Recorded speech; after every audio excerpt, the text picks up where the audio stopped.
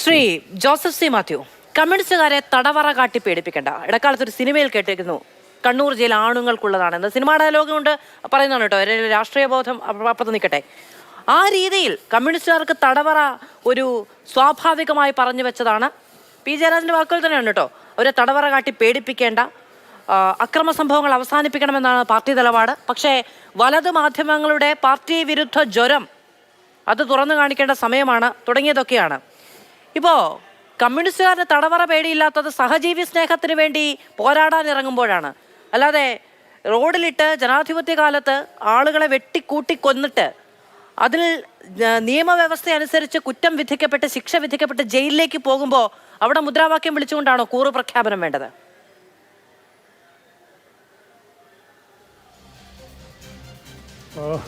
മാധു, എനിക്ക് തോന്നിയത് ഈ നേതാക്കന്മാരുടെ കൂട്ടത്തിൽ കാപട്യം കുറവുള്ള നേതാവാണ് പി ജയരാജൻ എന്നാണ് ഇന്ന് കണ്ടപ്പോൾ എനിക്ക് തോന്നിയത്. കാരണം ഈ പെരിയ കൊലക്കേസ് ആയാലും ടി പി ചന്ദ്രശേഖരൻ്റെ കൊലക്കേസായാലും നമുക്കെല്ലാവർക്കും അറിയാവുന്ന കാര്യം, ഇത് CPM-ൻ്റെ ഒരു വിഭാഗമെങ്കിലും വളരെ ആസൂത്രിതമായിട്ട് നടത്തിയ രാഷ്ട്രീയ കൊലപാതകമാണെന്നുള്ളത്.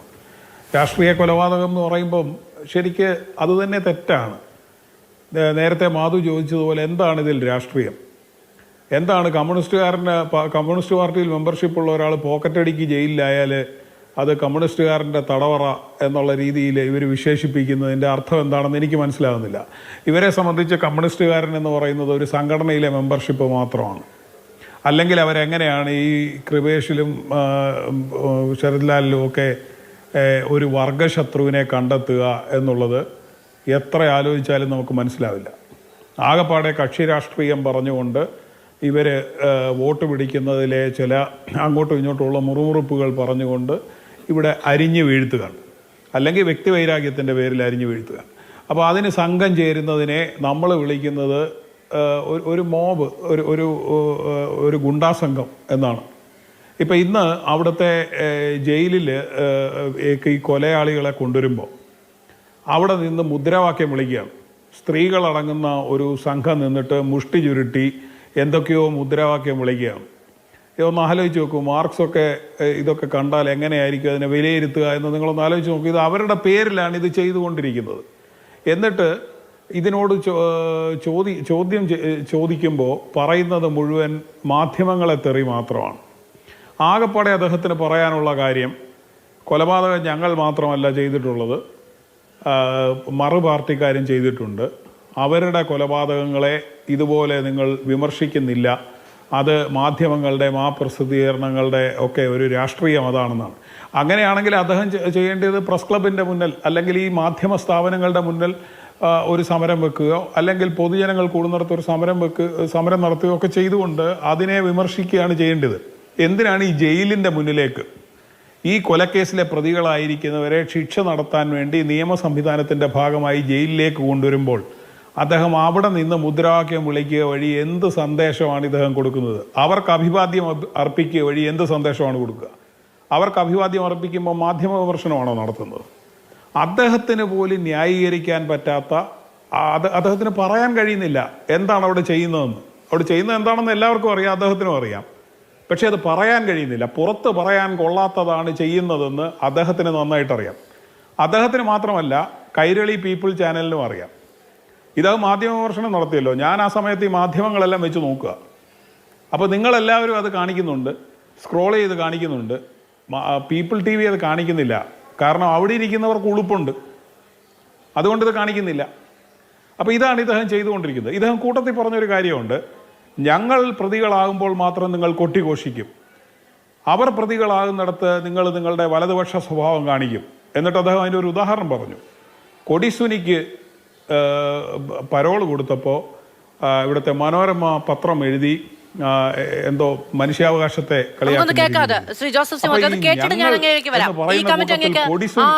കേട്ടതിന് ശേഷം തുടരാം. കേരളത്തിലെ പ്രചാരത്തിലുള്ള ഒരു പത്രം ഒരു ജീവപര്യന്തം തടവ് ശിക്ഷക്കാരനായിട്ടുള്ള ഒരു പ്രതിക്ക് മനുഷ്യാവകാശ കമ്മീഷൻ്റെ ശുപാർശ അനുസരിച്ച് പരോള് കിട്ടി. അപ്പോൾ അതിന് ആ വാർത്തക്ക് കൊടുത്ത തലക്കെട്ട് കൊടികെട്ടിയ മനുഷ്യാവകാശം എന്നാണ്. അപ്പോൾ മനോരമ പത്രത്തിൻ്റെ തലപ്പത്തിരിക്കുന്നവർക്ക് ഇഷ്ടപ്പെടാത്തവർക്കൊന്നും മനുഷ്യാവകാശം പാടില്ലെന്നാണോ അവർ പറയുന്നത്? അപ്പോൾ അതുകൊണ്ട് മാധ്യമങ്ങളുടെ ഈ കോപ്പിരാട്ടി കണ്ടൊന്നും കമ്മ്യൂണിസ്റ്റുകാർ പേടിച്ചു പോകില്ല എന്ന് അത്തരം മാധ്യമങ്ങളെ ഓർമ്മിപ്പിക്കാൻ ഞാൻ ആഗ്രഹിക്കുകയാണ്. ശ്രീ ജോസഫ് സി മാത്യു അങ്ങത് പറഞ്ഞുകൊണ്ട് മാത്രമല്ല, അപ്പൊ കമ്മ്യൂണിസ്റ്റുകാരനാണ് കൊടിസുനി എന്ന് ഇവർ അംഗീകരിച്ചു. ഇതൊന്നും കണ്ടാൽ പേടിക്കുന്നവരല്ല കമ്മ്യൂണിസ്റ്റുകാർ എന്ന് പറയുമ്പോൾ തങ്ങൾ വേട്ടയാടപ്പെടുന്നു എന്നും മാധ്യമങ്ങൾ തങ്ങളെ മാത്രം തിരഞ്ഞു പിടിച്ച് വേട്ടയാടുന്നു എന്നുള്ളതിനും അദ്ദേഹം കണ്ടെത്തുന്ന ഉദാഹരണം കൊടിസുനിയാണ്. അപ്പൊ കുഞ്ഞിരാമൻ മാത്രമല്ല, കൊടിസുനിയും ഇദ്ദേഹത്തിന്റെ സഹപ്രവർത്തകനാണ്. സംസ്ഥാന സമിതിയിലുണ്ടോയെന്ന് ഇനി അറിയാനുള്ളൂ. രഹസ്യ മെമ്പർഷിപ്പ് വല്ലതും കൊടുത്തു തുടങ്ങിയോന്ന് നമുക്ക് അറിയാൻ പറ്റില്ല. ടി പി ചന്ദ്രശേഖരനെ അരിഞ്ഞു തള്ളിയിട്ട് ഇവർ നമ്മുടെ അടുത്ത് പറഞ്ഞ എന്താണ്, ഏതോ രാമേന്ദ്രൻ പൂക്കട അവിടെ ഏതാണ്ട് പോയപ്പോൾ തമ്മിലുള്ള ഇതിനാണ് എന്തോ വിരോധമാണെന്ന കഥയാണ് പറയുന്നത്. ആര്?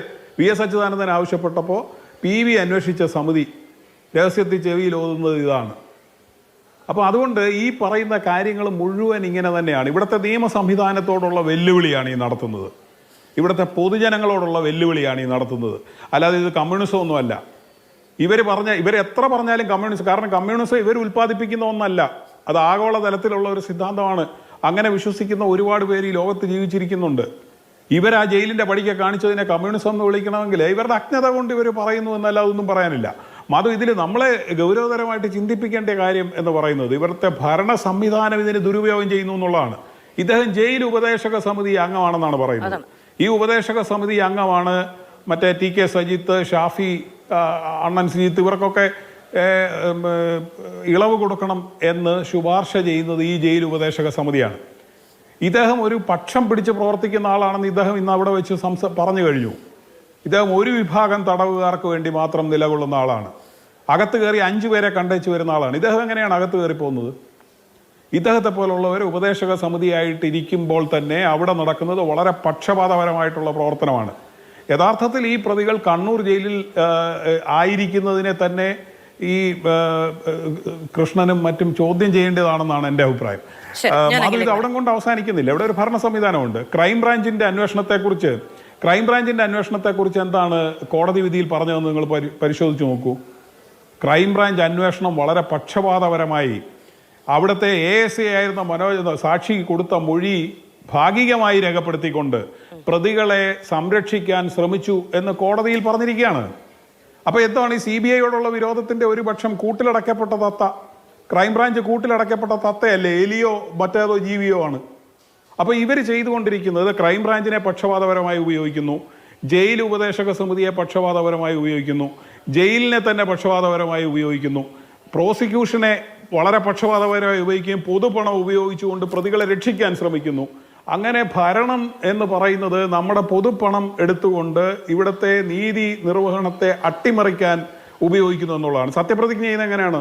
നിയമം വഴി സ്ഥാപിതമായ ഈ സംസ്ഥാനത്ത് പ്രീതിയോ വിദ്വേഷമോ ഇല്ലാതെ പ്രവർത്തിക്കാമെന്ന് സത്യപ്രതിജ്ഞ ചെയ്ത ശേഷം ഇവിടെ ചെയ്തുകൊണ്ടിരിക്കുന്നത് ഒരു വിഭാഗം ക്രിമിനലുകളെ സംരക്ഷിക്കാൻ വേണ്ടി പൊതുപണം വിനിയോഗിക്കുക, അതിനെ കമ്മ്യൂണിസം എന്ന് വിളിക്കുക എന്ന് പറഞ്ഞാൽ ഇവർ ചെയ്യുന്ന പാതകം ഈ സംസ്ഥാനത്തെ ജനങ്ങളോട് മാത്രമല്ല, ഈ ലോകത്തുള്ള മുഴുവൻ കമ്മ്യൂണിസ്റ്റുകാരോടും കൂടിയാണ്.